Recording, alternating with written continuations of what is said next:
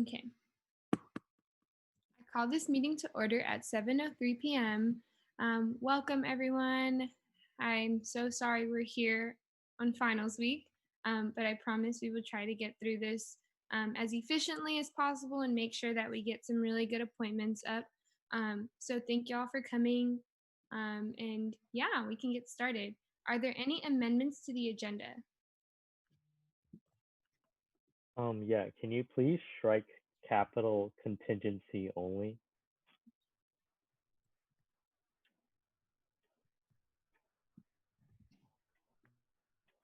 Any other amendments? I'm going to move Josephine Flores' appointment above Leslie Castellan. Okay.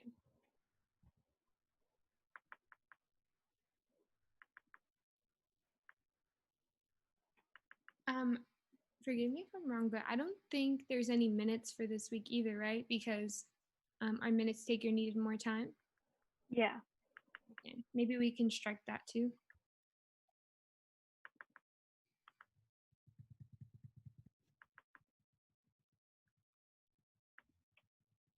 Awesome.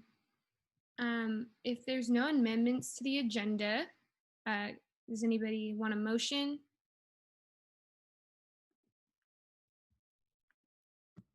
I motion to approve the agenda. Okay, Sachi motions. Second, anybody? I second that motion.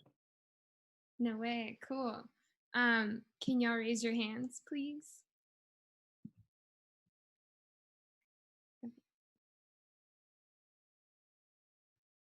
I don't think proxies vote. Yeah, cool. Sorry about that. It's okay. 1, 2.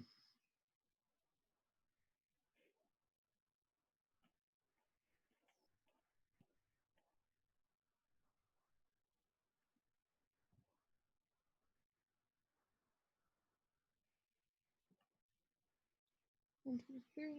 Let me just double check one more time. Okay. 1, 2, 4. Okay. Okay, you can put your hands down. All abstaining.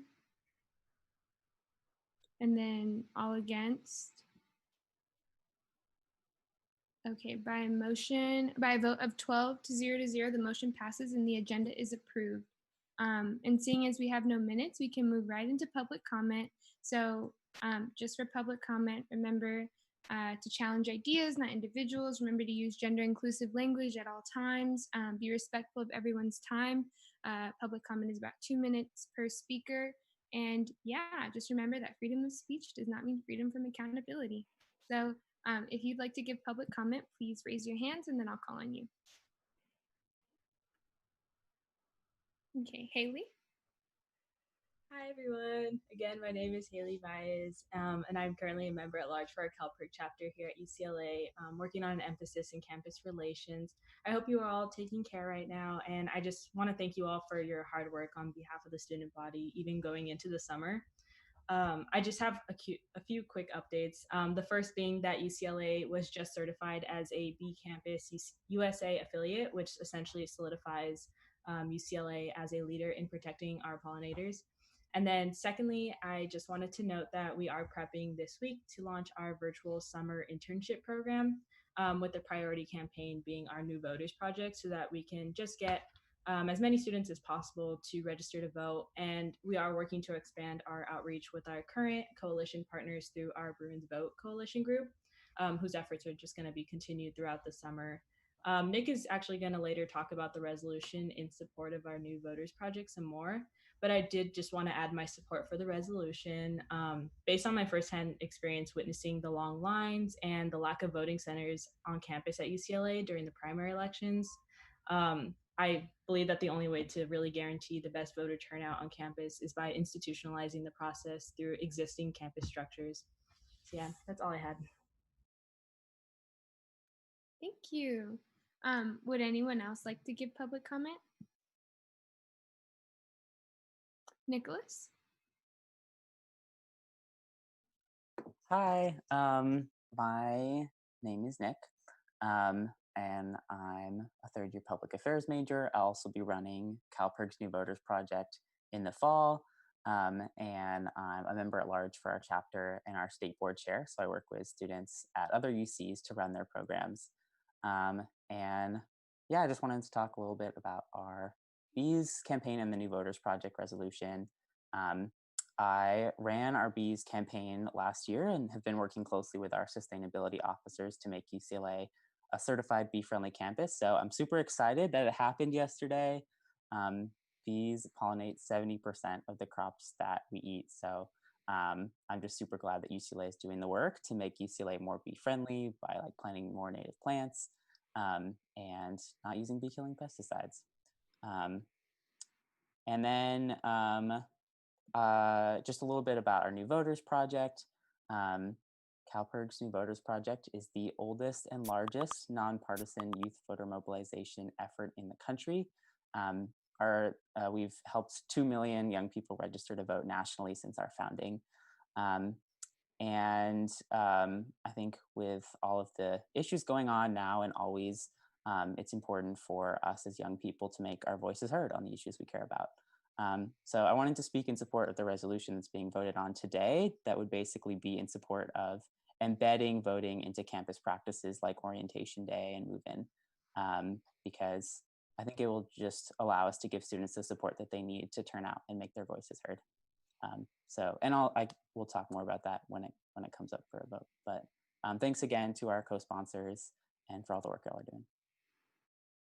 Cool. Thank you, Nicholas. Does anybody else want to give public comment? Going once, going twice. Okay, great. Seeing as there's no more public comment, we're going to end public comment at 7:10 p.m. and we'll move right into contingency. Waylon? Yeah, so I'm a member on a finance committee. My name is Waylon, and last week there was an application regarding a last-minute event for Raza graduation. And so that we could get account numbers in time, David used his discretionary allocation. There was a total of 1,100 requested, and the max discretionary was $800. So we allocated a max of $800 to a non-USAC entity. Great. Does anybody have any questions? If not, is there a motion to approve contingency fund allocations? To approve contingency allocation of $800 to a non-USAC entity. Beautiful. Is there a second? A second. Who was that? Sachi. Promise motion, Sachi seconds. All in favor? Y'all can use the raise your hand function.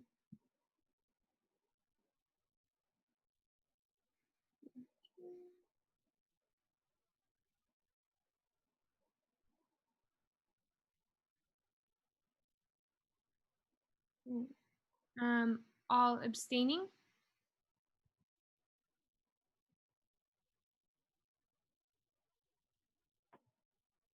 Zuleika, are you abstaining? Oh, sorry. All against? Cool. By a vote of 11 to 0 to 0, the motion passes and the contingency fund allocations are approved for this week.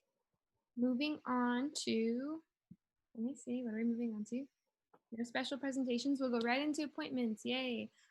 We'll start with Josephine and AAC. So Breeze, if you want to take over this part. Josephine is being appointed to the Campus Retention Committee. Hi, everyone. So I'm really excited that Josephine will be hopefully get approved for our CRC appointment.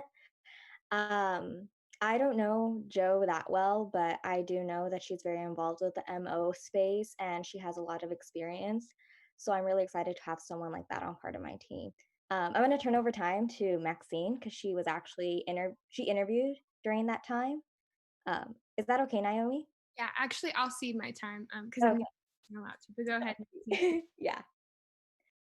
Hi, everyone. Yes, I am Breeze's assistant commissioner this year, and I got the pleasure of, interviewing Joe, and her interview was stellar. And everyone who was on that interview also agrees. Not only is she more than knowledgeable about everything going on in the MO space, she has a really great grasp of what's going on in regards to the budget and, how the SIOC and CRC, which, she will be sitting on, can go about navigating that space and kind of mediating the tension between USAC's request for the budgets and the way Cpoe is handling it. In addition, she's extremely involved in the MO space. I know as the incoming president of Samahang Filipino, she will continue to expand her knowledge on everything and really give a great perspective into how AAC can better support the CRC.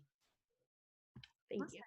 So thank you, Maxine. We'll start with the 1-minute introduction, Joe, and then we'll go into a 15-minute Q&A. Emily, once Joe's done with her introduction, do you want to just keep time for the Q&A? Cool. Go ahead, Joe.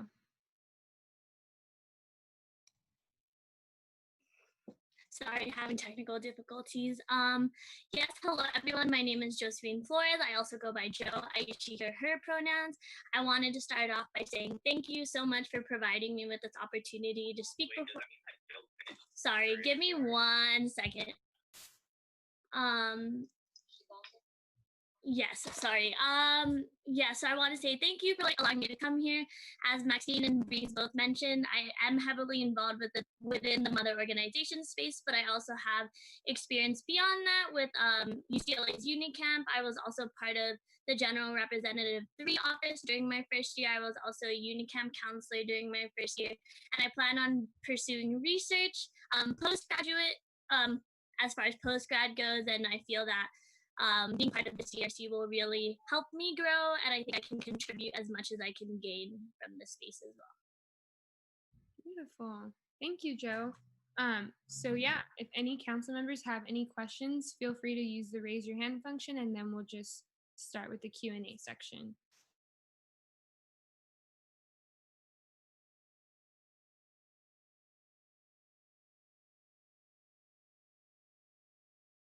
Anybody?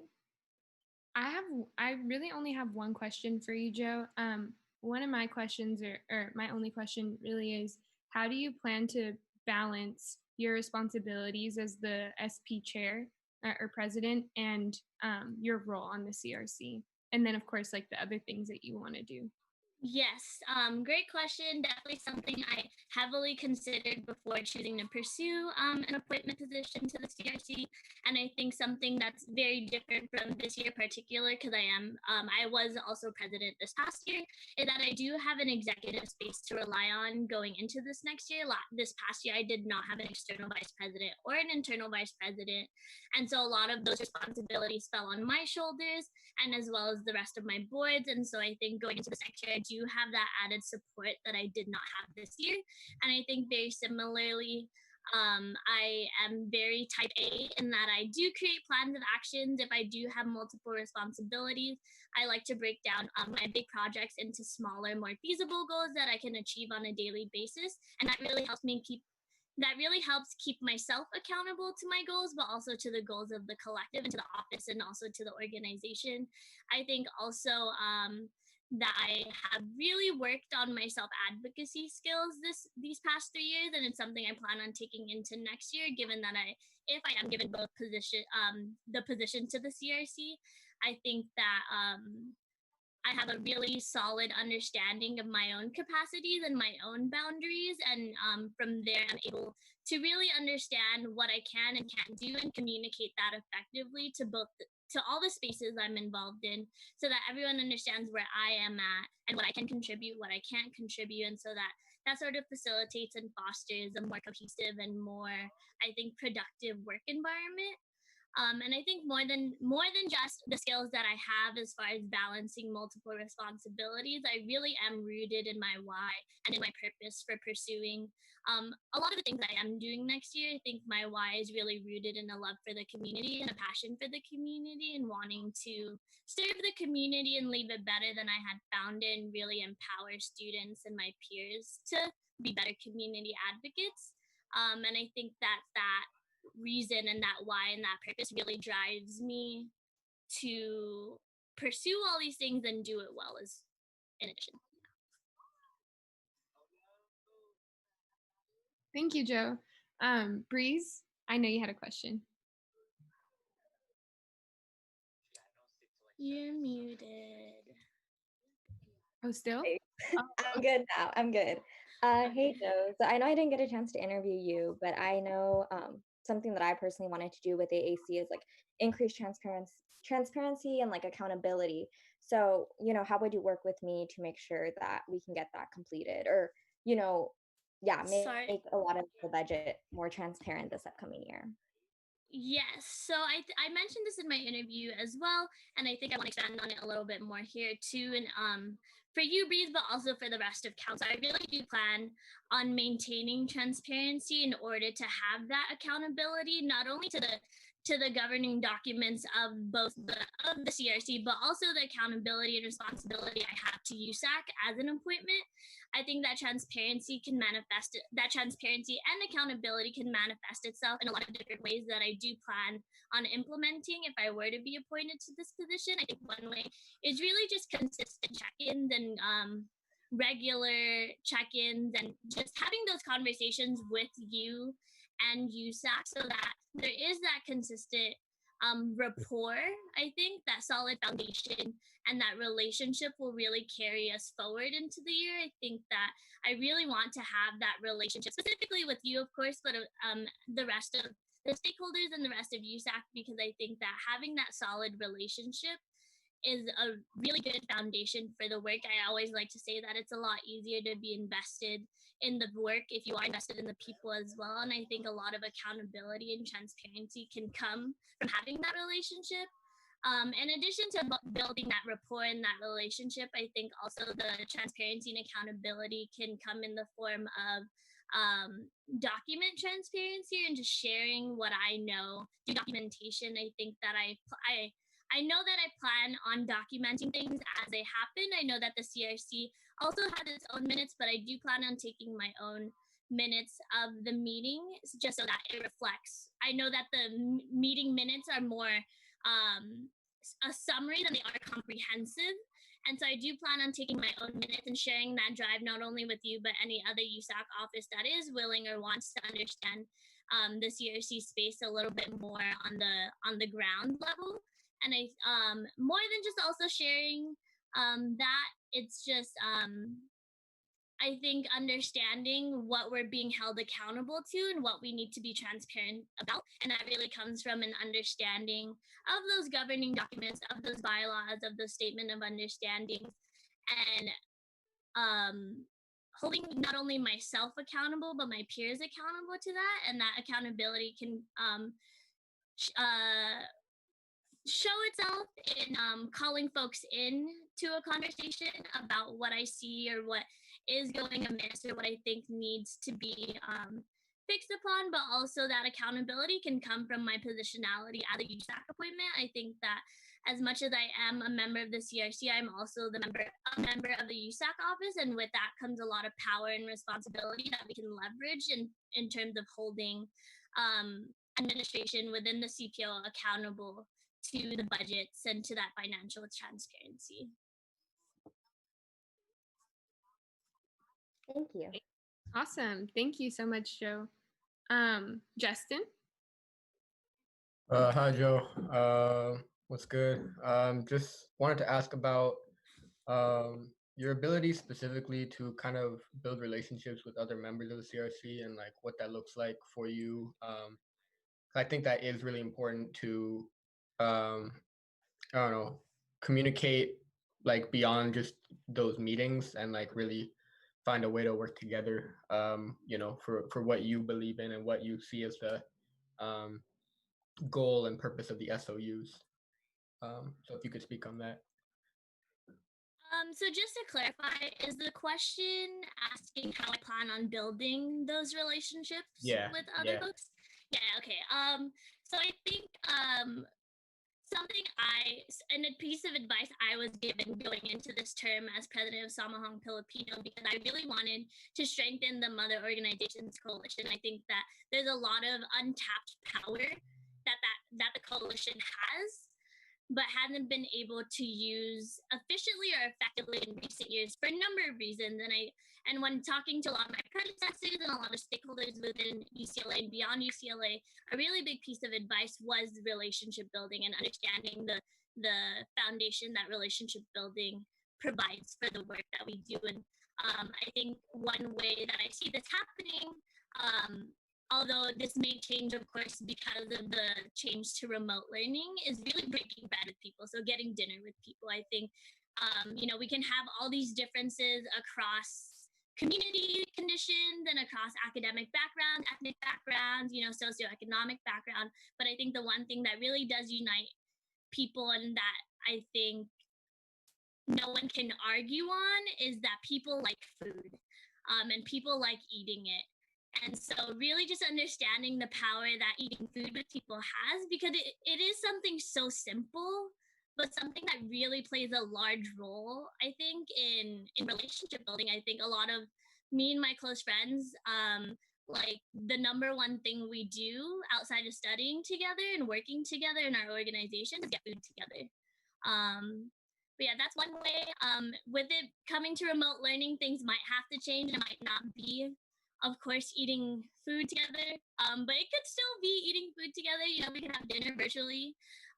But I think even if it were to move beyond eating, is really just being willing to have those conversations and being able to connect with people on a more human and personable level, beyond just connecting on like yes, we're here to do work, but also yes, we're human, and yes, we're students. And there's a lot of room for, I think, building relationship within that realm as well. Cool. Oh, okay. I'm good, Emily. Thank you. I think we have Jong next. Yes, I believe that the CPO's admin was mentioned in relation to budget transparency. Can you ask what you'll do about this and for more details? Can you repeat that question? It cut out for me a little bit. Okay then. I believe the CPO's administration was mentioned in regards to budget transparency. Can you ask for more details about what you'll do on the subject? So just to clarify again, because I think I'm having some audio difficulties, the question is what I plan on doing to hold CPO administration accountable? Yes, in regards to budget transparency. In regards to budget transparency, yeah. So I think, of course, that, like I mentioned earlier, the accountability really can only stem from concrete evidence and knowledge. I think my time in the MO space this year and advocating with administration for community needs has really taught me that at an administrative level, advocacy really requires substance. As much as I would like to say and believe that administration will just take our word by mouth, I think it's safe to say that they do need a little bit more, I think, like I said, substance behind what we're saying. And so as far as how I plan on holding CPO administration accountable, I do plan on I was part of the initiative on the MO side of things to hold administration accountable to budget transparency. And so I do plan on taking that into the CRC space, beyond the MO space, into this coming year, and really grounding our initiative or our ask for financial transparency in the SOUs and in the bylaws, and also in I think the core principles of what CPO stands for, and the core principles and founding principles even of the CRC to be student-initiated, student-run. I think we can make a strong case using student testimonials outside of evidence. So student testimonials, I think, will provide very, very strong support for our request for budget transparency. And I think we can even take it a step further and going the legality route, given that these are student fees and student referenda fees, and there are certain legal bounds of those fees, and given that the CPO and thereby the CRC and SIOC are public entities who handle money, there are other several legal boundaries that must be followed, given that it is a public entity handling public funds. And yeah, I think more than that too, as well as really just sitting down with administration and having these hard but necessary conversations about what we are asking for, because I think that administration doesn't understand what this is about at its core. I think to them, and from the conversations I've had with them this past year, this is really about students infighting about money.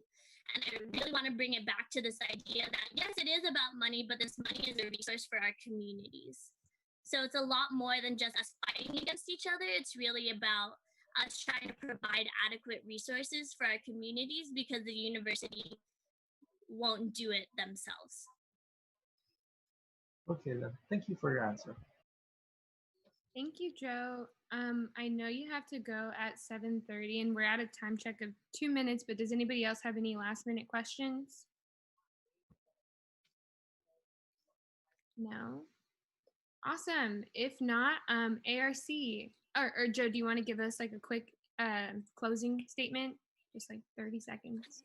Oh, yeah, sure. I think that it's been really great working with USAC this year. I think in the past, USAC and the MO coalition have been at odds, and I think when we join powers, like in any cross-community movement, we're a lot more powerful together, and I really hope that we take that into the next year as well. And I like, on a more casual level, I hope you guys are doing okay with like everything that's happening, and it also being finals and the world being crazy. But yeah. Thank you, Joe. Awesome. ARC. So Emily, can you give us ARC's formal recommendation? Yeah, ARC voted up for a positive recommendation with a vote of 3 to 0 to 0. Awesome. So I don't know if there's any discussion. I know I've worked with Joe and I think she'll be a great appointment to the CRC, and I'm super happy to be working with her again this year. So yeah, does anybody else have anything they want to say? Any discussion on Joe's appointment? If not, a motion is great. I motion to appoint Josephine Flores for the AAC representative to the Campus Retention Committee. I second. Awesome. Emily motions, Jonathan seconds. Can we have everybody raise their hands, please?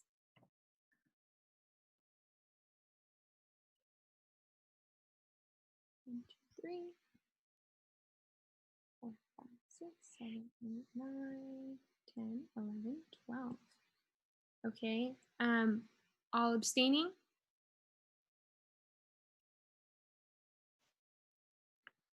Cool. Anybody voting no? Wait, Christina, are you abstaining? Okay, cool. All voting no? Awesome. By a vote of 12 to 0 to 0, the motion passes and Josephine is now appointed to the Campus Retention Committee. Thank you. Have fun at your hiring. Thank you. Yeah, sorry, I would stay for the whole thing, but we have project hiring right now. So thank you. Have a good rest of your meeting and good luck to the other appointments as well. Good luck on finals. Bro, thanks. Speaking of, but yeah, next appointment, we have Leslie Castellan for Campus Safety Alliance Vice Chair. Emily, go ahead. Awesome. Yeah. Okay. So I'm super excited to talk about Leslie. Leslie has been a staff member for the Campus Safety Alliance for the past year. She has been to almost every meeting of the Campus Safety Alliance. She's been taking minutes even when we don't ask her to. She has been in meetings with administration, like Administrative Vice Chancellor Michael Beck. She has really impressed me with her dedication to the safety of marginalized students on this campus. She has a really good understanding of a holistic view of safety, which I really appreciate. And I think her work speaks for itself, really. Like, she has been an incredibly reliable staff member in the office. over the past year. And then even aside from her work, I think that's something that stands out to me about Leslie is her attitude. Leslie is always willing to ask questions and give input. She often is the person who brings all the questions to Campus Safety Alliance, like the emergency questions in case like, like members of the public don't really have things to say. She has gone above and beyond for CSA all year, and I have complete confidence in her as next year's vice chair. Awesome. Thank you, Emily. Well, this is just a consent item vote, so Leslie doesn't have to say anything unless you like really want her to. Leslie, you want to say anything? Hello, everyone. Sorry, I just got out of like this really long comp sci final. Don't want to talk about it, but yeah. Thank you for the intro, Emily. That was really kind and sweet. I'm definitely someone who was really interested in working in Campus Safety Alliance for the next of my years at UCLA. So it would mean the world to me if you voted for me. Yes. Thank you all for listening and believing in me if you do vote for me. Awesome. Thank you, Joe. Thanks, Leslie. Yeah, thanks, Emily, too. Does anybody have any opposition to Leslie's appointment? No opposition. Sorry, I was looking at something. Okay, awesome. So if there's no opposition, then Leslie Castellan is appointed to the Campus Safety Alliance as the vice chair for this year. Congratulations. Thank you all.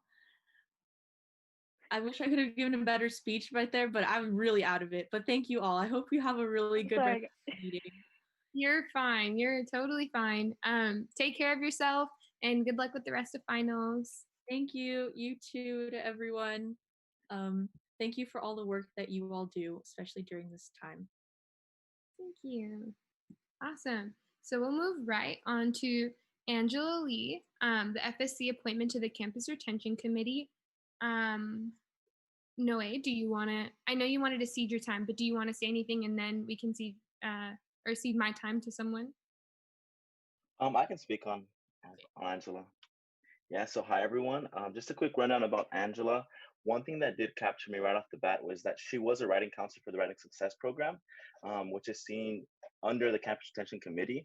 And she's been in this for about 3 years now. So she really has a extensive knowledge of Cpoe and kind of what student-run initiatives are under the Campus Retention Committee. She also became an assistant director and was a leadership development fellow within Cpoe. And so she really has this deep understanding of the projects that are going to be run under CRC. And that's something that I really saw from her application and from her interview. And then the other point that really got me to wanting Angela as my appointment to CRC is that she really showed an active effort to promote transparency within her application and her interview.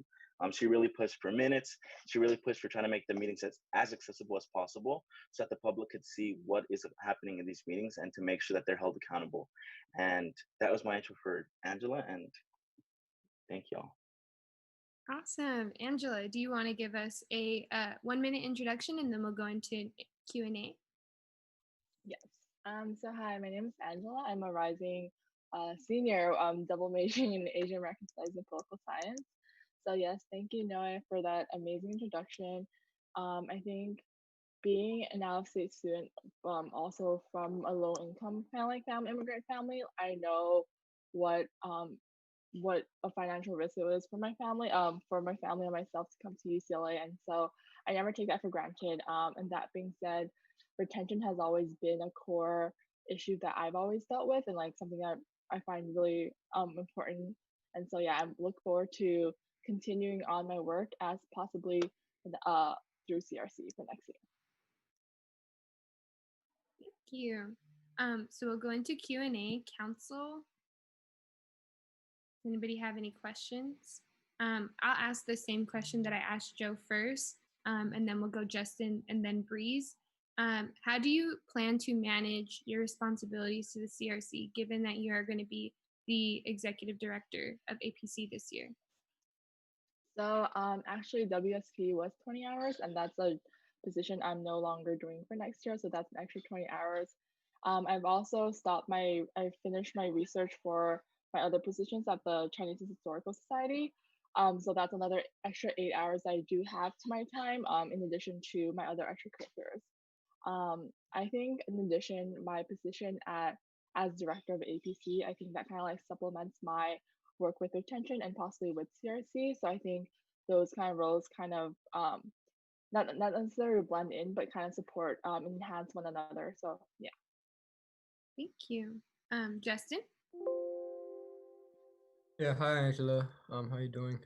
I wanted to ask about your understanding of student run and student initiated and what those words mean in relationship to both the retention and the access projects that within the SRC and SLC.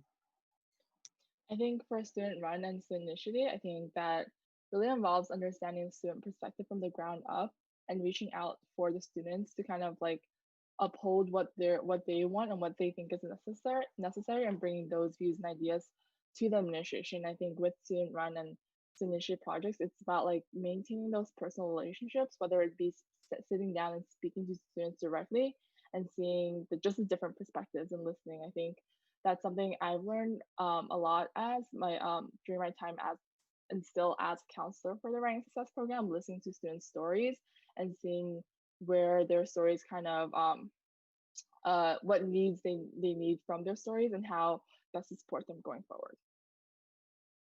Thank you. We'll go Breeze, then Zuleika. Hi, Angela. So I guess I had one question. So how do you plan to fulfill your initiatives of the transparency of minutes and student fees within the CRC? I think as mentioned in my previous interview, I think with everything going online, the possibility of recording minutes is something that's something I've looked into. And I think that it's important to have these conversations be shown to students who actively want to listen to these. In terms of transparency with the different USAC appointments, and also the different different kind of like groups and spaces, I think having a conversation about what transparency means to each individual and what they want to see in transparency besides just meetings, right? Whether it's transparency for like a plan going forward and not like my perspective on certain things, that's through personal conversations as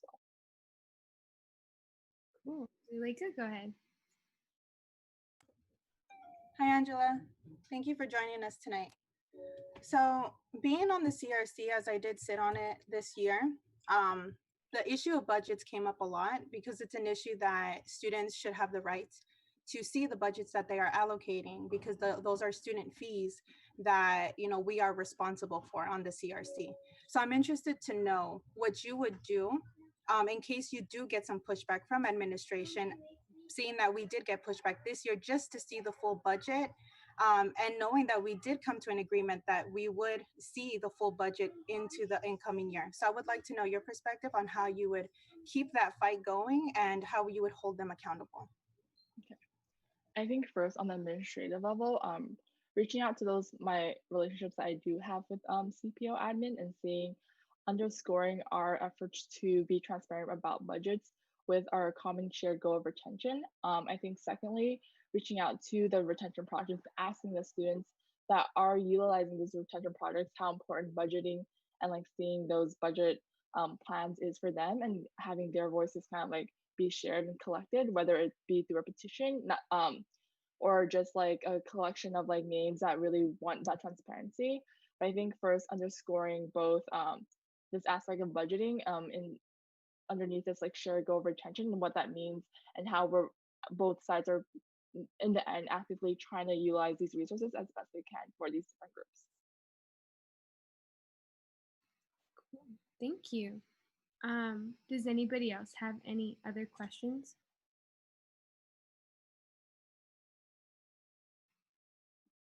Zuleika, I think you have another one, right? Go ahead. Yeah. So one of the issues also that we dealt with, which was really frustrating, is the fact that a lot of the information that would come in would go over the committee. So we weren't necessarily informed a lot of the times, even though the committee were the ones that were raising the issues.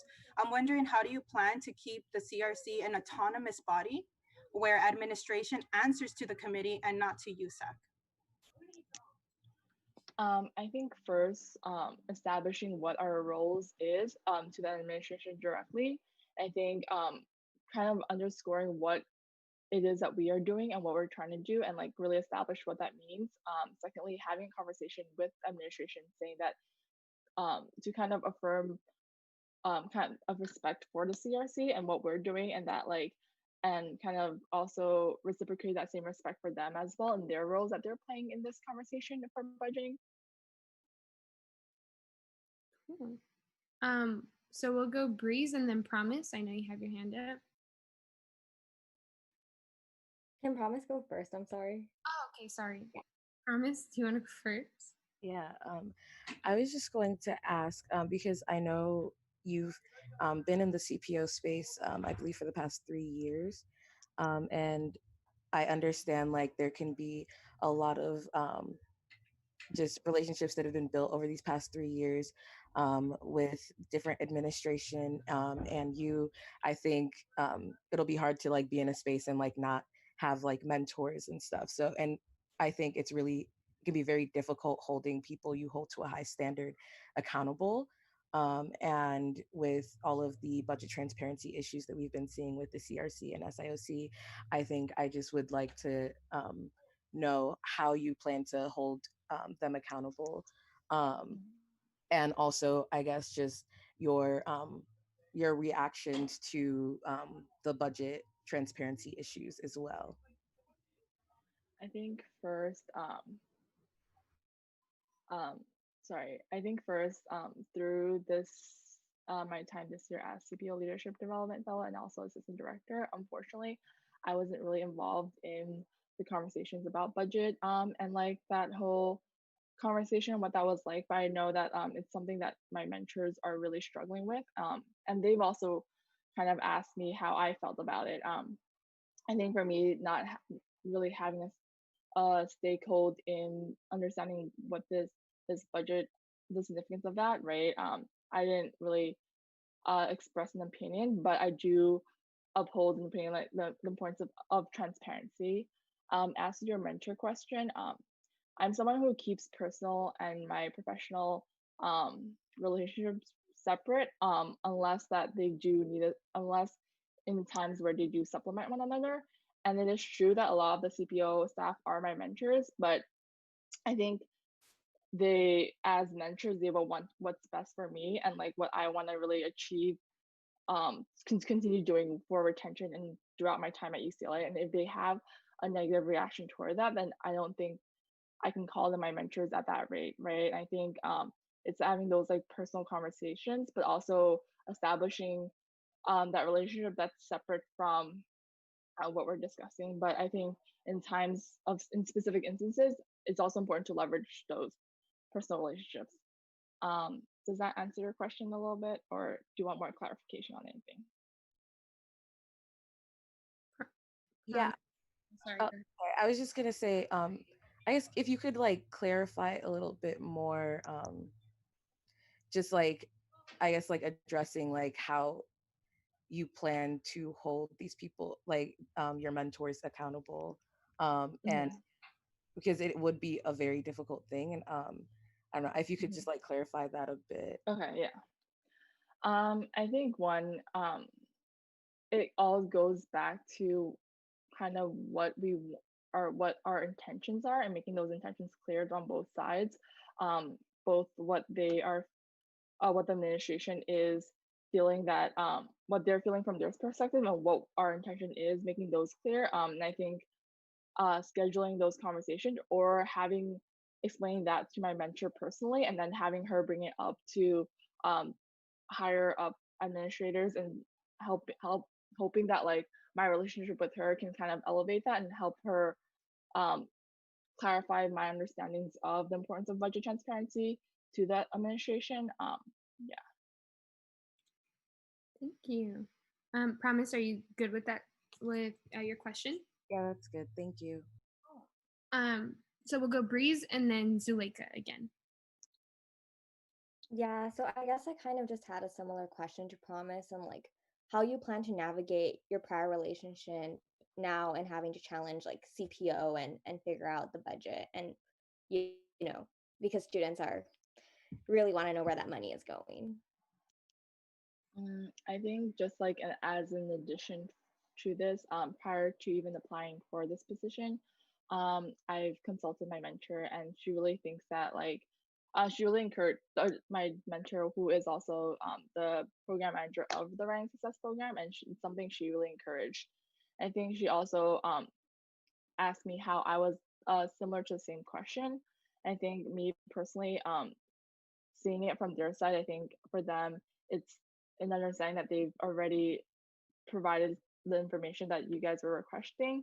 And I think from what I'm hearing now, and I think that information has been provided, right? And I think having that personal relationship is beneficial because I can navigate those lines of like awkwardness or those tensions of maybe not having enough respect for one another better because like establishing kind of my intent and also like my work ethic and like what um, we believe in as like a CRC space and group. Does that make sense? Yeah, thank you. Thank you. Zuleika?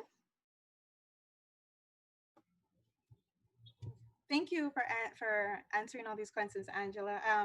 You do come from a very particular perspective, which I do appreciate. I love WSP. So just letting you know that we definitely respect like your perspective and where you're coming from.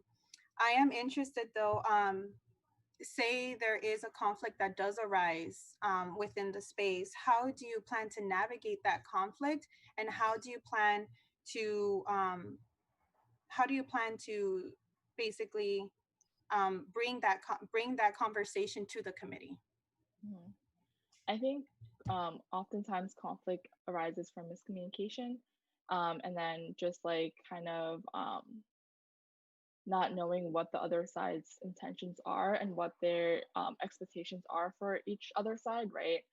I think creating a space to both answer questions, opening our kind of communication line so that like if there are questions from the administration, right, that's something we can directly tackle at the front, and then just like making sure that there's no miscommunication going on, right?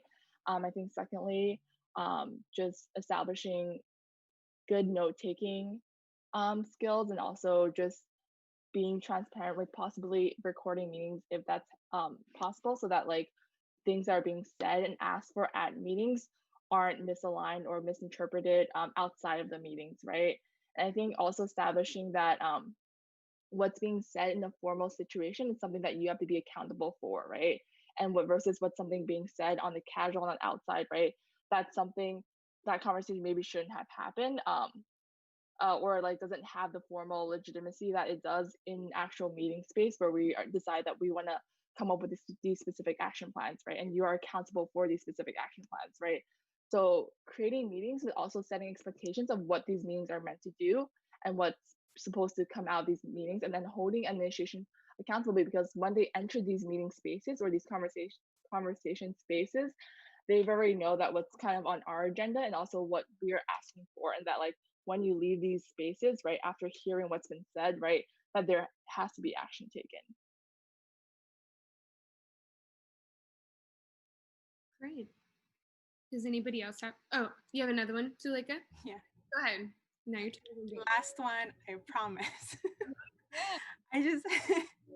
I just want to know how you will plan to keep consistent communication with your commissioner, and just you spoke about how miscommunication can, cause conflict. So I just want to make sure how you plan on keeping consistent communication with your commissioner and just making sure that there is a clear message within all of USAC and the committees.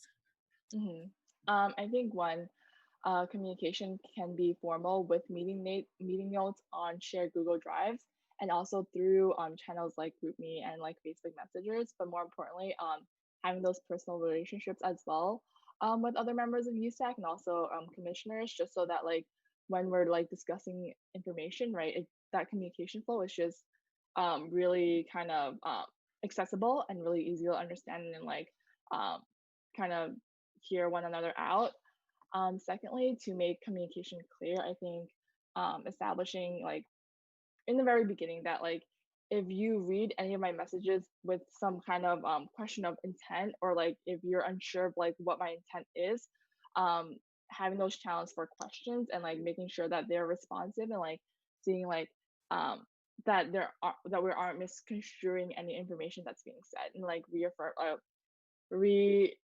informing like our goals and initiatives. Yeah. Awesome. So we are past time, but I know Sachi still has a question, so we'll extend it for 5 more minutes. And then if anybody else has a last minute question, just feel free to raise your hand. Go ahead, Sachi.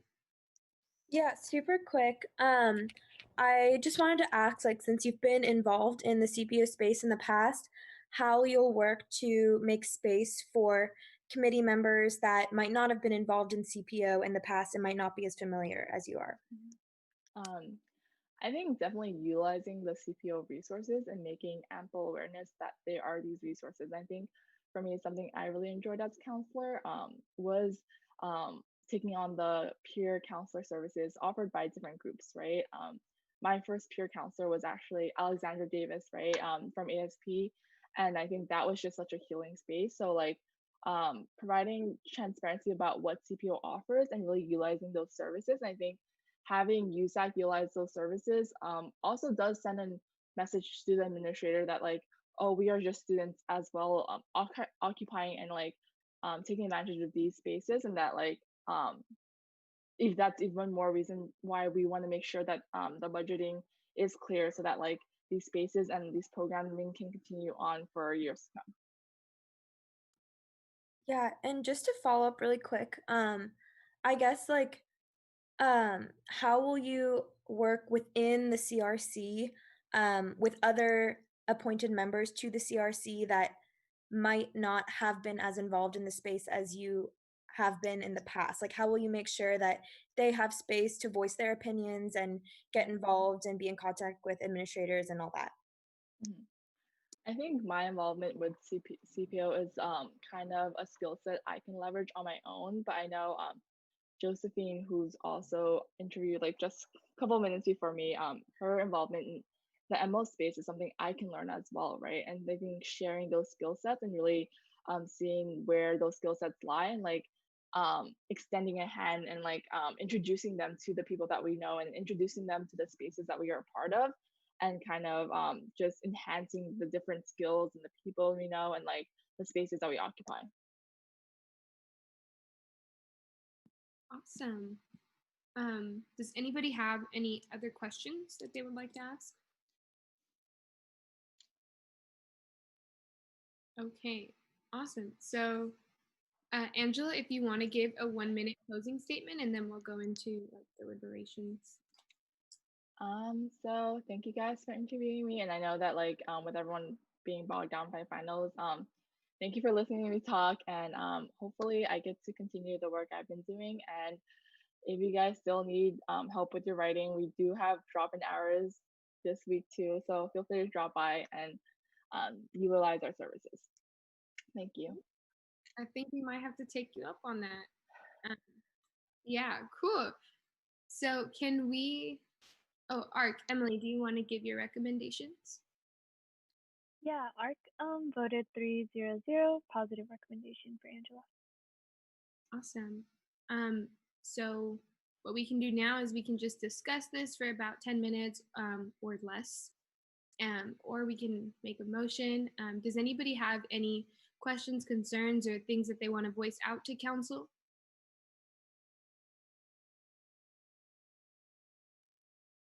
No?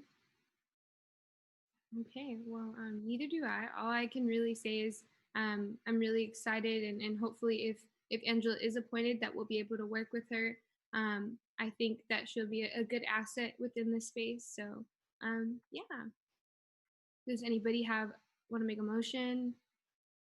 I would like to motion for Angela Lee to be appointed to the Campus Retention Committee. I second. Awesome. Aiden motions, Bree seconds. So all people voting yes, please raise your hands. 3, 4, 5, 6, 7, 8, 9, 10, 11. Cool. All abstaining.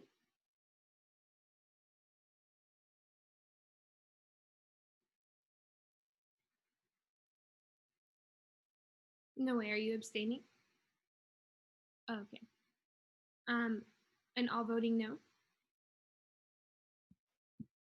Awesome. By a vote of 11 to 1 to 0, or wait, does abstain go in the middle? I forgot. Can somebody answer that? I think abstain is at the end. By a vote of 11 to 0 to 1, the vote passes and Angela Lee is appointed to the Campus Retention Committee. Thank you, Angela. Awesome. So we will just move on to the next appointment. I don't believe Hector is here. Is Hector here? I don't think so. I don't think so. Okay, cool. So we'll just move Hector till the end, but we'll move into my appointment. So Najma Ali, my appointment to the Student Initiated Outreach Committee, also known as the SIOC. I will turn over my time to Lalo, but before I do know that Najma has been working within SHAPE, and I'm really excited to see what she will do within the SIOC space if appointed. And really excited to have her work with the appointment that I had last year as well to the SIOC, and then also the presidential appointment to the SIOC. So yeah, Lalo, go ahead. Yeah, hello everyone. Yeah, so Nejma had a really great interview when I interviewed her. I think like Naomi mentioned, like she mentioned she was a part of SHAPE. So I think for me it's always crucial to have folks that like do come from the projects within the committees, just because obviously they have that like on the ground experience. As well as that she also had really solid answers in terms of like what she wants to accomplish within the committee, as like making sure like that like the committee does move forward like in a united manner, like everyone is like on the same page, and also like being willing to like communicate with folks and like have like one-on-one conversation with folks in the event that there is like, you know, there does need to be like some conversations to make sure everyone is unified. So I think she had a really great interview, she had a really great application, and I think she really understands the intentions behind the SIOC, and the importance of it being student initiated, student ran. So yeah, with that I will hand it off to Nejma. Awesome. Go ahead and give us a 1-minute introduction, and then we'll go into Q&A. Okay, thank you all for this time. Well, I guess probably to start is like, I applied for the SIOC appointee position because I feel a personal responsibility to give back to my own community, because I come from myself like an underfunded and under-resourced high school, and so I understand the struggles when it comes to being college ready and coming to the path of being college ready. And so during my time in high school, I worked on a similar committee known as the Local Control and Accountability Plan, LCAP, which basically in terms for how my school was allowed to use funding, and to use that funding for specific proposals to improve campus life, to improve student academics, relationship to teachers, and many different things. So I was allowed to give my concerns, and then also with other students to create our own proposals and estimated budgets to like changes on our own campus. And so once I came to UCLA, I wanted to continue my work in like helping my community. And so that's when I started volunteering with Students Heightening Academic Performance and Education, known as SHAPE, which is the outreach program for ASU. I also was a outreach committee member for ASU's Higher Education Conference, which is a conference that happens during the weekend to allow students from South Los Angeles high schools to get a chance to get a college tour, have workshops to learn how to get college ready, FAFSA, financial aid, literacy, and many different workshops to allow them to get better head start to college, or if they're a freshman, just understand what it takes to get to college. I also will be the vice president for the East African Student Association, which is a cultural org under ASU. So I believe like my experiences and my leadership will assist me to like keeping the SIOC space student run and student initiated. And I'm very excited for next year. So council, if y'all have any questions, feel free to raise your hands, and then I'll call on you.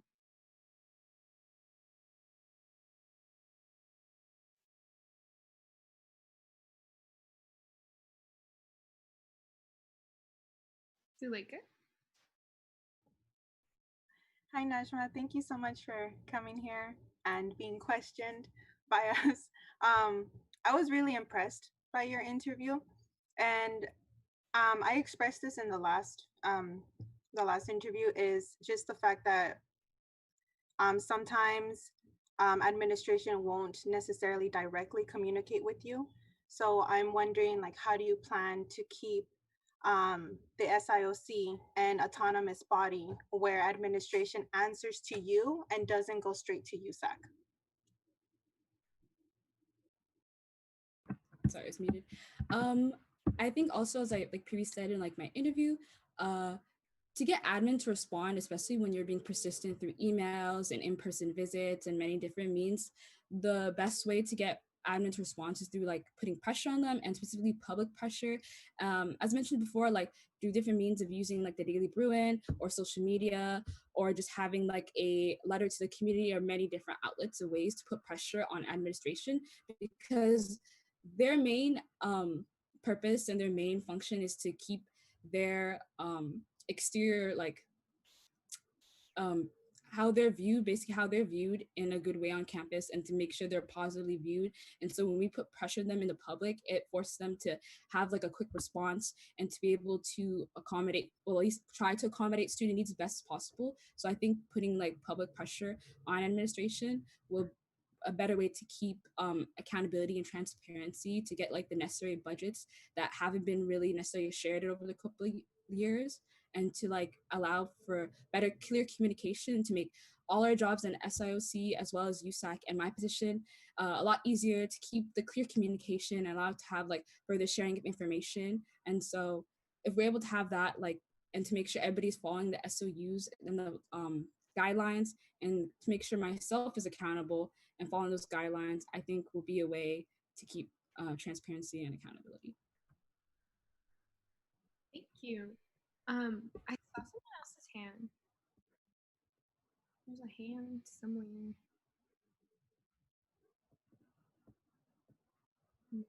I know. Okay, Justin? Or Yeah, I was just thinking about how to ask it, but I think I'm just gonna ask it the same way I asked Joe. Hi Najma, thank you for coming and meeting with all of us.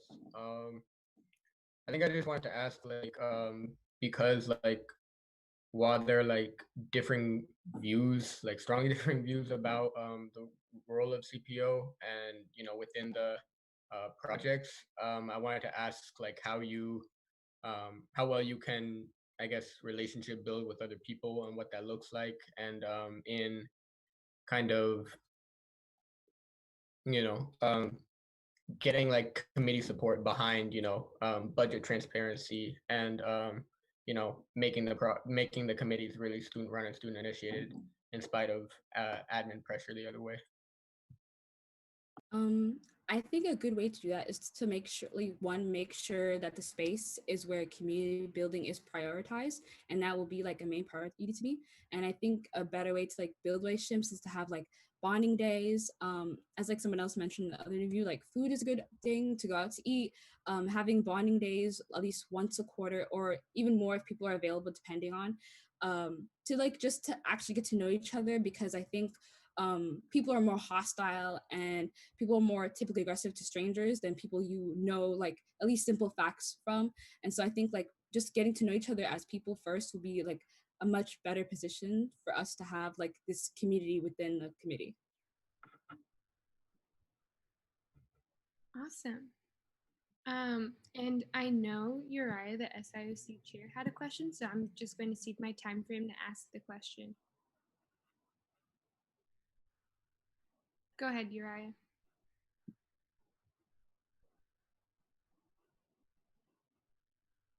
Can you guys hear me? Okay. So my only question would be for the space. I know presently this year we had some like obviously issues of transparency with administration and amongst each other. And the main thing that struck out to me was just there were a lot of conversations that weren't being had in the space. That is due to like a number of reasons, due to like historical tensions and many other reasons. So my only question to you My only question to you would be, as all voting members have the ability to affect and start conversations during meetings, how comfortable are you to start tough or unpopular conversations so that the committee can be more unified as a space? I think I'm highly motivated. Working in other organizations and having leadership positions, like you have to deal with people who have different opinions, even if you guys have the same goals. And like people want to have different means of meeting the same goals, and that's where disagreement can be. And so all I can be is make sure that there's communication between like all parties involved, and make sure everybody's intentions and everybody's opinions are at least heard. And if there is tension or there is disagreement, like to make sure that's de-escalated and make sure that the conversations are happening within the space so it's able to be dealt with within the space. So if conversations are happening outside of the committee or outside of the space and they're bringing basically negative feelings toward other people within the committee, to make sure that is dealt with, to make sure you talk to people who are directly involved, and to not make sure there are too much excessive speech about it outside of the committee. I want to make sure that this is a safe, brave space, and to make sure people's ideas are dealt with and are respected, even if there's disagreements. And I think that's the best way to like make sure that there aren't conversations and increased tensions in the space. Thank you. Does anybody else have any other questions?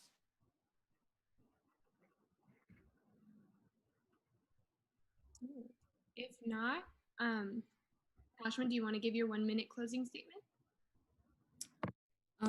I just want to say thank you guys for your time, and I hope everybody's finals are doing well.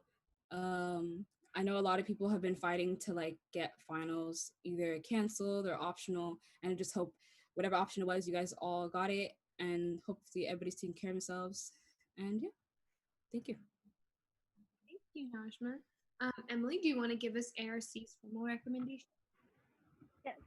ARC voted 3-0, positive recommendation for Najma. And we were very impressed by your interview. Awesome. Cool. So does anybody have anything else that they want to add to the conversation, concerns, questions amongst council members? If not, a motion is good too. I'd like to motion to appoint Najma Ali as the presidential appointee to the SIOC for the 2020-2021 academic year. I don't know if I said that right, sorry. I second. Awesome. Promise motions, Justin seconds. All in favor?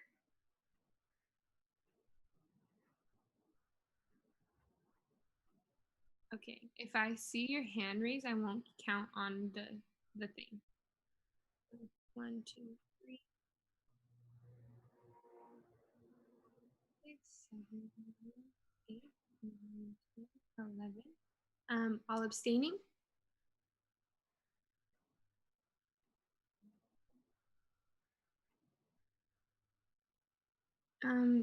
Are Jonathan, Sachi, and Noe abstaining? I am. Jonathan, you're abstaining? Yeah. Okay, cool. And then all against? Okay, cool. By a vote of 11 to 0 to 1, the motion passes, and Najma Ali is appointed to the SIOC as my presidential appointment. Congratulations. Thank you all. Yay. So we'll move on to the next appointment. We have Raylene Factora, the AAC appointment to the SIOC. So Breeze, your turn again. Yay. Now, wait, how do I ask this question? Am I asking you to see time? Oh, yeah. Okay, let me just do a quick little thing and then I'll see time. If you can see, you know what? You know what I'm trying to say. 100%. I will cede my time. Okay. So I guess the person that we have for SIFC is Raylene. Raylene, I'm really excited because she's also going to be my marketing and publicity director this year with an AAC. She has a lot of energy and she really knows a lot about the MO space. And I'm really excited to get to know her more. But Maxine was actually in again for her interview. So Naomi, what we talked about. Yeah, Maxine. Maxine, go ahead. I cede my time to you. Thank you.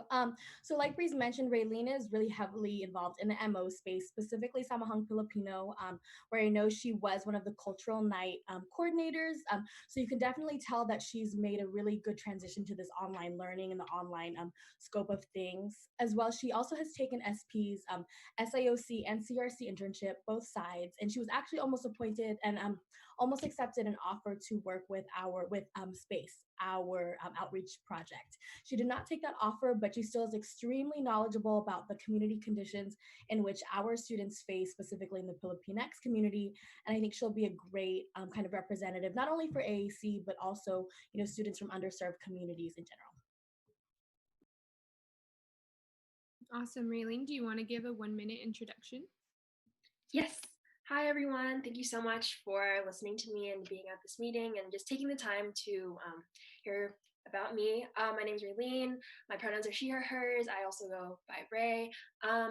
Like Maxine mentioned, I have been really involved in the Mother Org, especially Samahang Filipino. Specifically, I was the public relations coordinator for Samahang Filipino Cultural Night this past year, which is, completely student-run and a student-initiated program. So I definitely have that same, it definitely has that same feel as the projects in SIOC and CRC. Like Maxine also mentioned, I was an intern for both SPEAR and SPACE, which are SP's outreach and retention programs. And I've remained pretty involved in those spaces.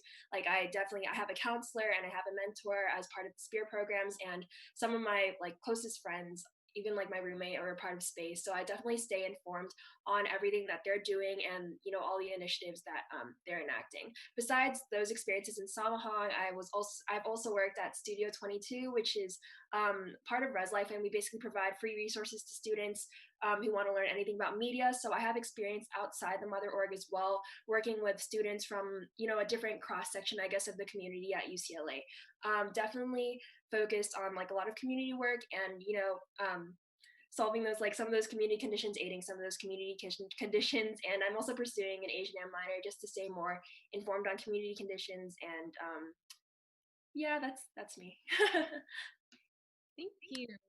So we'll just go into 15-minute Q&A. Council members, do you have any questions?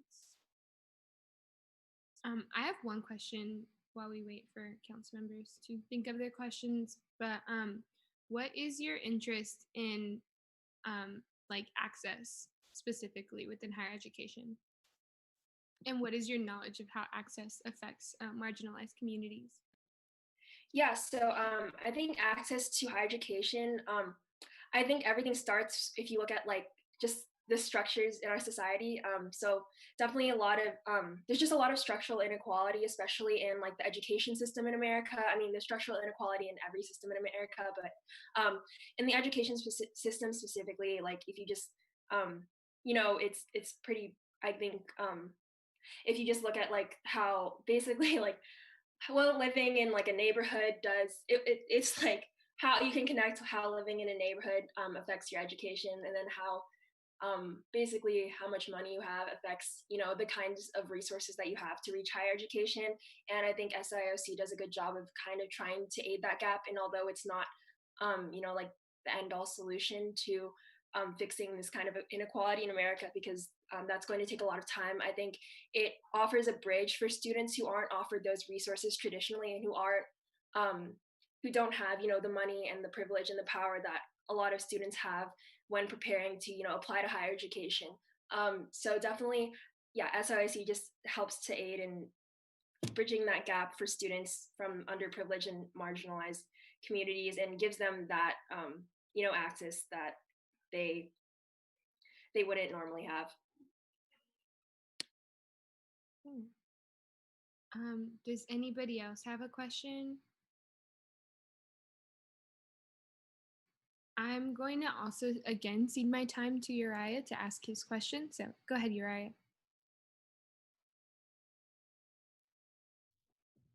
Hello. So I don't know if you were here earlier, but it's pretty much the same exact question.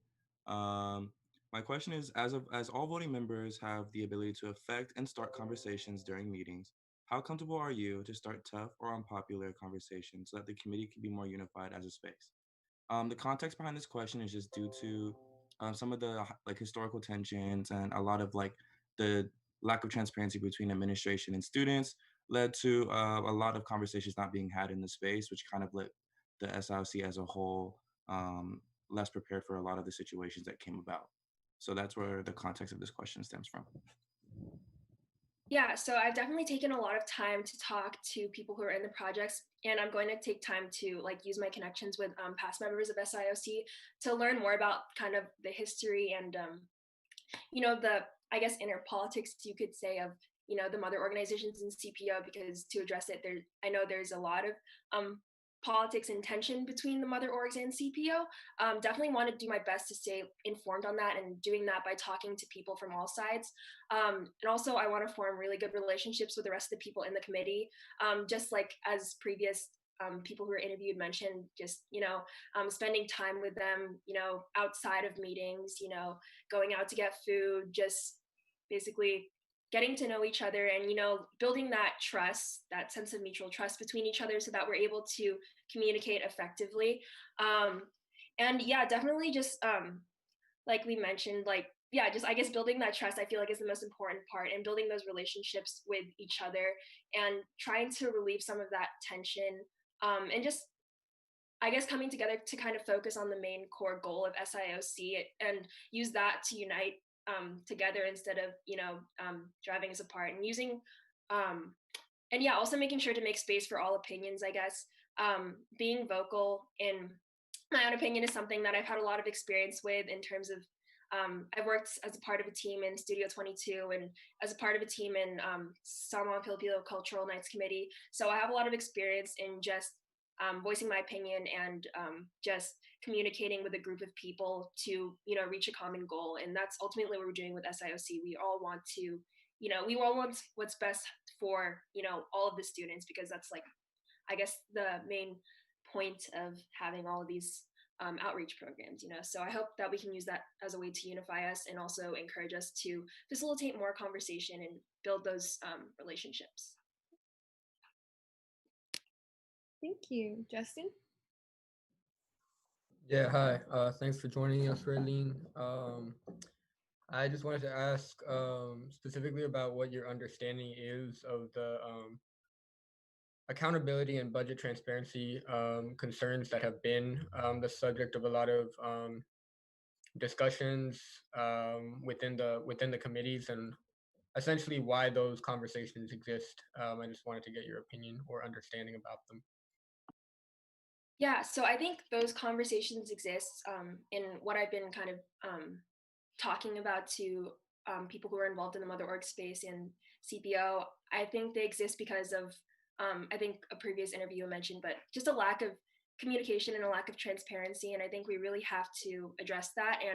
And getting that kind of, we want that comprehensive budget and understandable budget from CPO. And I think we should continue to press for that. And I think,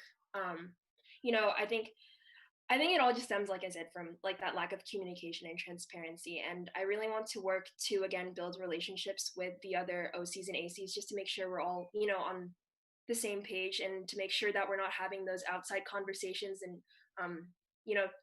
talking behind each other's backs or anything like that. Because I think that miscommunication is what causes a lot of these problems. And we really need to keep all of those channels of communication open in order to avoid problems like this in the future. And I think in terms of like getting a that comprehensive budget from CPO, I think like another interviewee mentioned, I think we can count on like getting support from mother orgs, creating those relationships in order to get like keep pressuring CPO for that budget, and also gain public support, like someone previously mentioned, like using our social media to garner that public support in order to get a hold of those funds that are unaccounted for. But yeah, I think clear communication is definitely the most effective way to get rid of some of those problems. Awesome. Does anybody else have any questions for Raylene?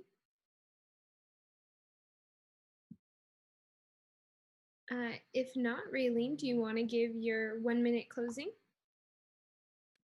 Yeah, like everyone else said, I hope everyone is doing well in the midst of everything that's happened. I want everyone to make sure to like take care of yourself and have take rest and make sure that you're taking care of your mental health because the situation right now is just yeah.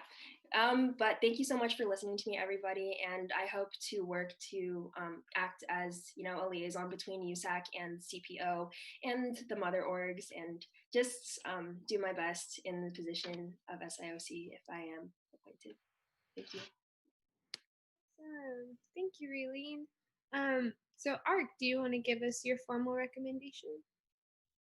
Yeah, ARC voted 3-0 to 0, positive recommendation for leaving. Great. Does anybody have any questions, discussions amongst council, concerns that y'all want to bring up? If not, someone can make a motion.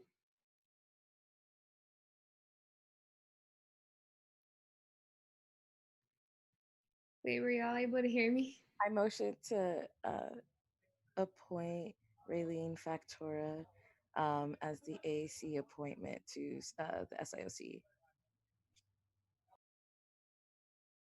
Anyone want a second? Cool, awesome. Promise motion, Zuleika seconds. All in favor?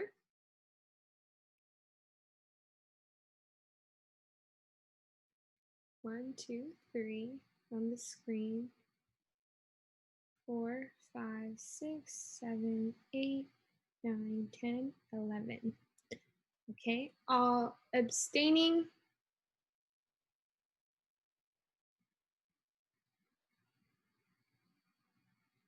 Okay, all against.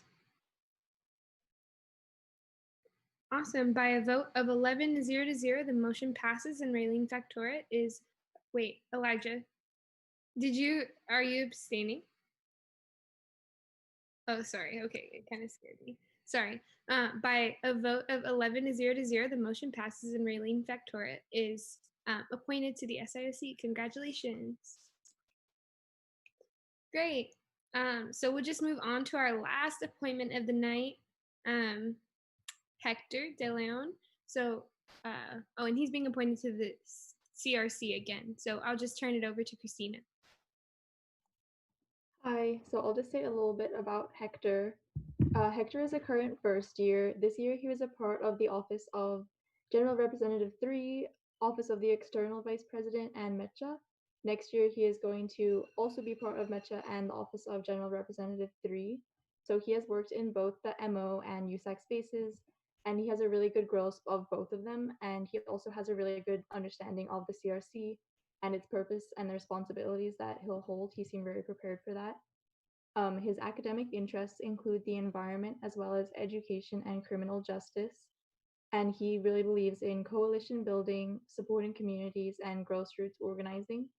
Something that stood out to me is that within the CRC, he is really interested in continuing transparency, communication, and accountability, and all those things came up in his application interview. And then Hector also can add anything if I missed anything. Awesome. So Hector, you can give us your 1-minute introduction and then we'll go into Q&A. Hello, everyone. I'm Hector. I use he, him, his pronouns. First year Public Affairs and Environmental Studies double major. I'm from the Riverside, California area, and I'm really glad and grateful to have this opportunity to really represent the campus culture here at UCLA, because I think it's really important that transparency and first and foremost that student-initiated, student-run advocacy and policies are implemented, and that the power is to the students, for the students, by the students. And I'll do everything in my power and hold myself accountable to ensure that these things are achieved. Awesome. So we'll just go into Q&A. We did get a request to show the dog once more as puppy therapy. Anybody have a question that they would like to ask? Does anybody have a question that they would like to ask Hector? Justin, go ahead. Hector, yeah, as the current SWC appointment to the CRC. I kind of want to ask, what is your ability and like drive to like communicate between the USAC and the CRC, especially between all members of the CRC, because I know like some of us don't have necessarily as strong relationships with CPO, but I do think it's very important that like all of us stay updated on the information, and like because this is an issue that affects students like across the campus. So I kind of wanted to know your thoughts on that, about being that line of communication between USAC and CRC. So, as the appointment, I truly perceive myself as being able to successfully be a communicative tool, and like utilize this appointment position to really, bridge the communicative bonds between the CRC and CPO, as well as USAC, and as well as other entities and spaces on campus. From my personal experience, I haven't had. I'm a first year, so fairly new to UCLA. I haven't had direct relationships with CPO or CRC, but I view that as a good thing because a lot of fresh starts and new abilities to like develop relationships. And I know that coming into these spaces that I want to build like professional relationships that are conducive to really getting work done and achieving the transparency that a lot of us have in mind. And USAC, I was staff in the office of the president and the external vice president this past year. This upcoming year, I will be chief of staff to General Representative 3. And this upcoming year, I'll also be the community and labor co-coordinator for Mecha on La Mesa Directiva. So, but what I hold most important is my awareness and my knowledge, and also my drive to learn more about other spaces, and also being able to ask questions. On my part, for accountability, I'll be sure to develop relationships with my fellow appointments and CRC administration, and talk to them as much as I'll be talking to USAC and my appointee and Christina on SWC. But not just like weekly or like a set amount of dates that I have to meet, but also go above and beyond that to ensure that communication as needed and as I view to be necessary, also talking just to have that line of communication. Awesome. Does anybody else have any questions? I have one question for you, Hector. How do you plan to manage all of your responsibilities, given that you said you'd be chief of staff of someone's, I think Justin's office. Oh, Elijah's. Of Elijah's office, and then of, being serving on La Mesa. So I personally think I've been pretty good at balancing things inside and outside of school. I've just had an ability to really like set my priorities straight and ensure that as much as I'll hold myself accountable, that I hold like the needs of the communities and spaces that I'm in to the same level. So, and I'm also not afraid to ask for help and lean on other people for support. In Mesa, I have a co-coordinator, and Elijah's office, I'm chief of staff, but as much as Elijah relies on me, I also rely on him too. So, and that includes for all the spaces I'm in. And I'm also really open to like learning, asking questions, and making sure that if I do see that I need help, and that I may be like struggling to balance a little bit, that I always get stay firm on my feet, and to ensure that like what needs to be done gets done. Thank you. We'll go Promise and then Zuleika. Yeah, I was just gonna ask, what are some tangible ways you plan to hold CPO administration accountable, both in the budgetary and just in general, with meeting notes and other issues that we've seen with CPO admin in the past? So in regards to holding CPO administration accountable and making sure that transparency and like a lot of the official aspects of that are like ensured, obviously I'll do my best to like have everything written down, recorded, meeting notes and everything of that nature, as well as being very persistent and having conversations and dialogues that expand beyond just like me and CPO directly, but also like other people, so that there's a collective action. Because as much effort as I would put as an appointment doing my part in accountability, I still know that it takes a collective community effort to really ensure that accountability is achieved.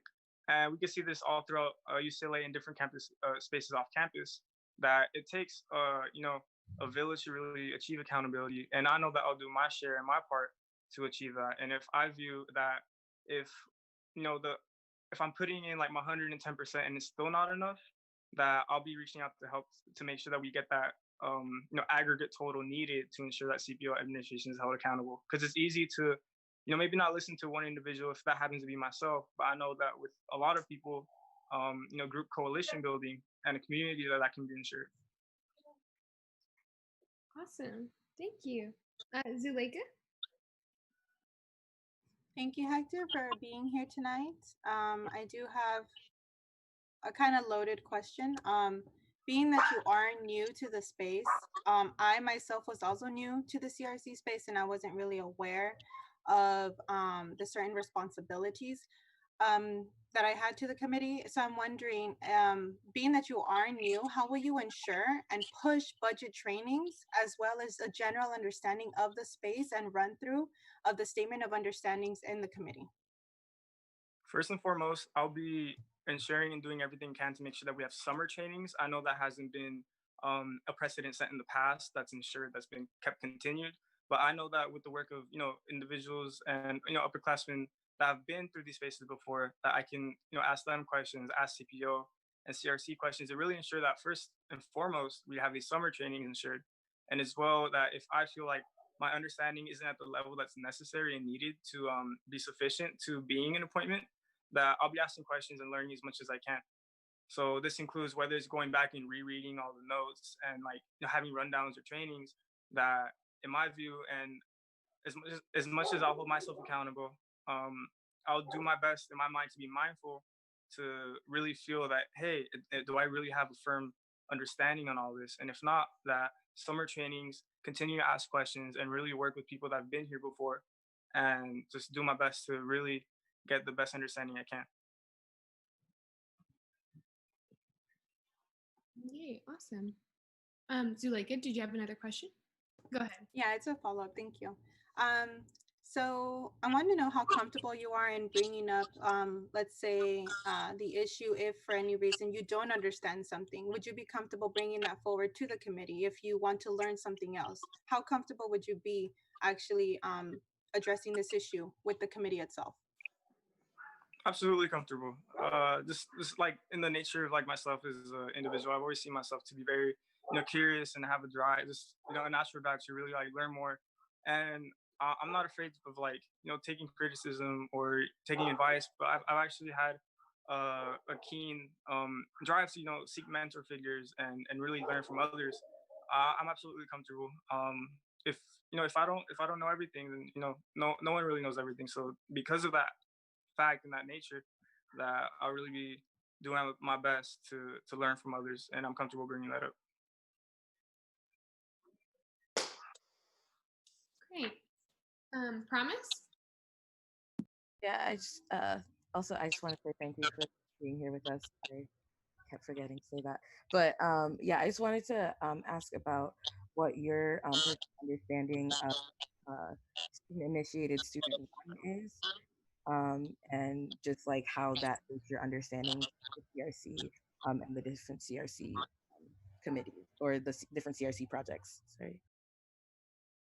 Oh, I'm sorry. Could you repeat that? The audio was a little laggy on my end. Oh, okay. Sorry. Yeah. So, what is your understanding of student-initiated student run, and how does that shape your understanding of the CRC space and the different CRC projects? So, in respect to the different CRC projects, I know that past referendum and different ways of student-initiated funding and fees for that go towards these programs are for campus retention and focusing on Bruins at UCLA and maintaining that level of academic success that we've seen disparities in different communities. But these are directly attributed to sole registered campuses, and a large part are in the mother organizations, but also outside of that, which I'll be very mindful about. But there's different campus retention projects throughout the different MOs and also different sole registered communities. And I know that there's a lot of disparities between some groups and spaces need the support more than others, and I don't come from a lot of those spaces. And because of that fact, I'll be doing my best to ask questions like, hey, like in the past, what's worked the best, what hasn't, in like your perspective, and like ask different people that pertain to different respective groups and organizations to do my best to get like the biggest picture I can to see which spaces CSU has helped the most and which ones need the most help. Sorry, I was eating. Thank you. Does anybody else have any questions for Hector?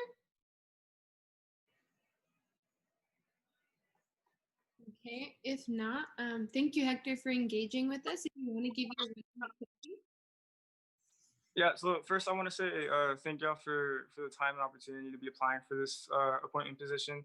I know that, you know, a lot of this, the history and stuff regarding the spaces needs a lot of you know, good attention towards it. And I believe I'm a good fit for this position because, you know, I'm open to criticism and I also hold myself accountable.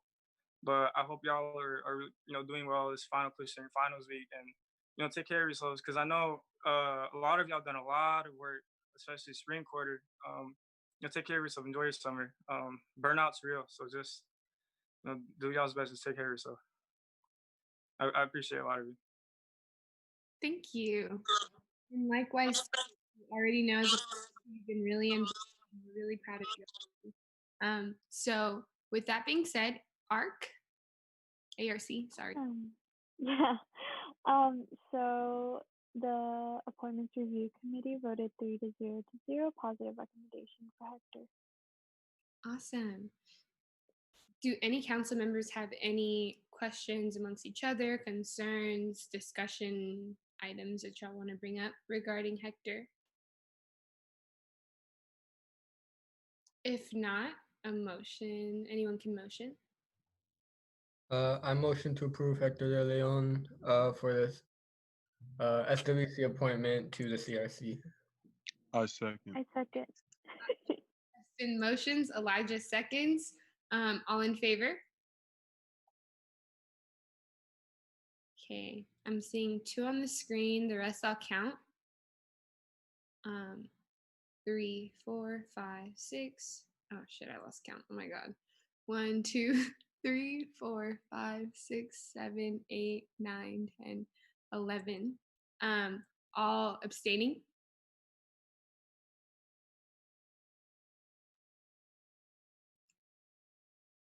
Awesome. Justin, are you abstaining? Oh, okay. All opposed? Great. By a vote of 11-0, Hector, the motion passes and Hector is appointed to the CRC at the SWC appointment. Congratulations, Hector. Thank you. I truly appreciate it. I look forward to a really good school year. Well, thank y'all so much.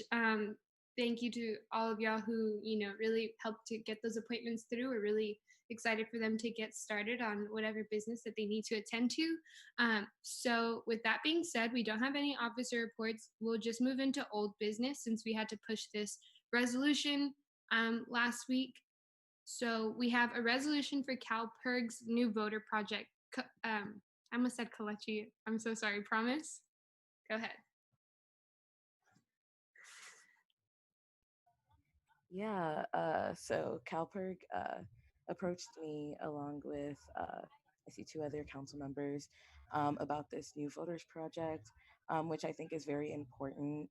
Voting is a very large way to let people's voices be heard, and not just like in the presidential elections, but also like in the local level as well.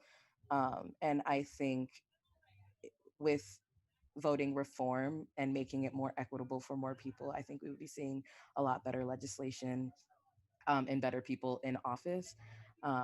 So yeah, but I'd like to ask if Naomi could cede her time to the CalPERG representative here for this, if that's okay, so they can give more information.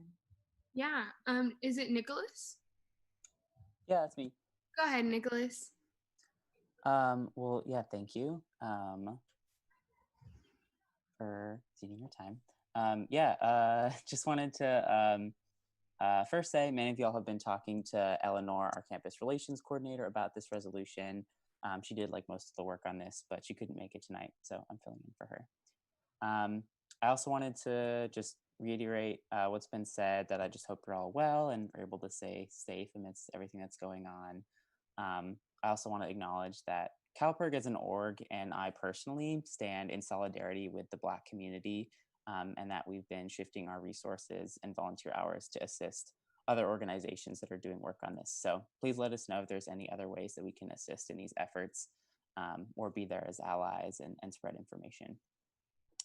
And then thank you for having us here today and for discussing this resolution.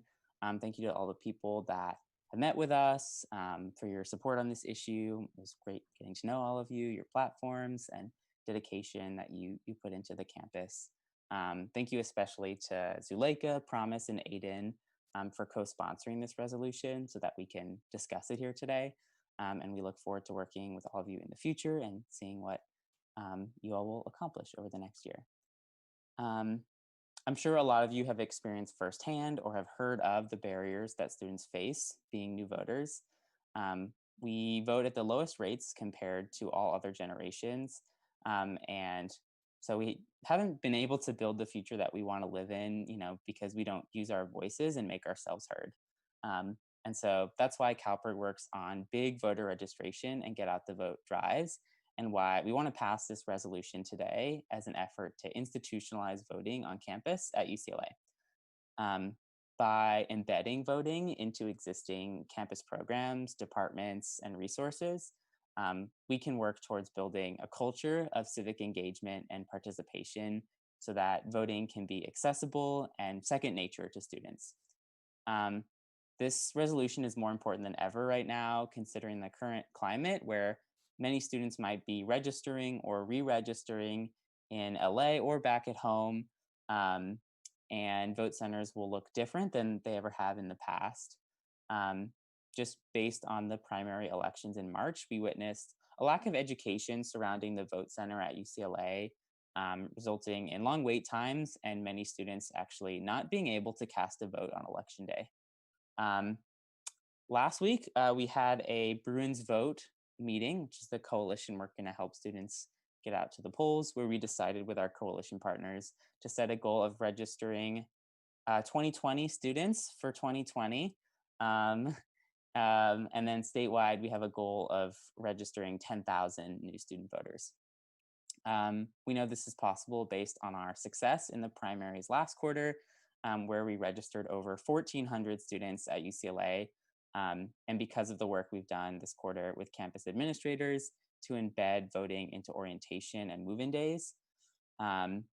We also work to get 4 commitments to campus-wide emails on voter registration, as well as work on building our coalition and campaign team so that we can have a lot of people to work on this in the fall. We've also worked to recruit over 16 different student groups to be coalition partners this quarter, so that we can run an effective voter registration drive in the fall with the EVP's office. And then given our work in the past and responding to the current needs of students surrounding elections, I think this resolution is especially important in increasing access to voting so it can be easy for as many students as possible to turn out in the upcoming elections in what will be a historic year, not only for elections, but for social change as a whole. And so this resolution would help us further institutionalization efforts on campus because it shows that the student government supports the work that we're doing. And that will also help us further registration efforts on a statewide level.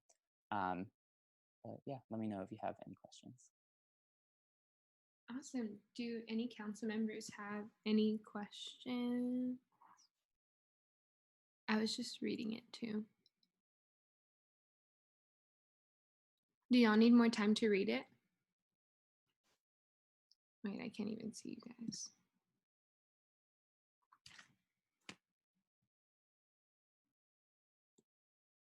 You can put a thumbs up on your screens if you are good.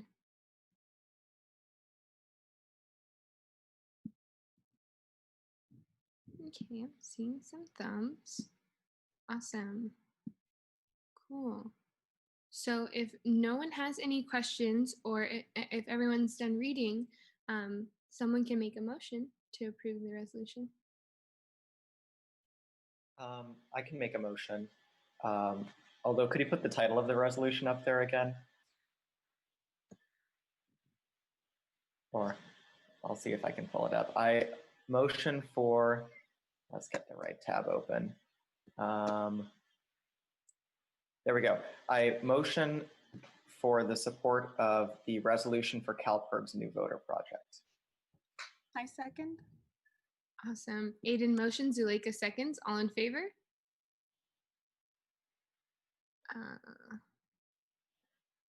Okay, I see 1, 2, 3, 4. Okay, I see 4 people on screen, so I'll just count the rest. 5, 6, 7, 8, 9, 10, 11, 12. Cool. All abstaining? All opposed? Awesome. By a vote of 12 to 0, the motion passes and a resolution in support of CalPERG's new voter project has been approved. Thank you so much, CalPERG, and thank you all to the council members who brought this to the table. And also thank you for your patience too. I know we had to wait a week, but thank you for that. Yeah, totally understand. Thank y'all for passing the resolution. Of course. Awesome. So we don't have any new business, but yeah, I believe the next time we are meeting is June 30th. So we will probably be appointing some more folks at that meeting as well. We've broken records with how many appointment applications we have, which is kind of like a bummer for us, but like really great for the student body and for student engagement. So yeah, if there's nothing else, I will adjourn this meeting at 8:49 p.m. The recording has stopped. Beautiful.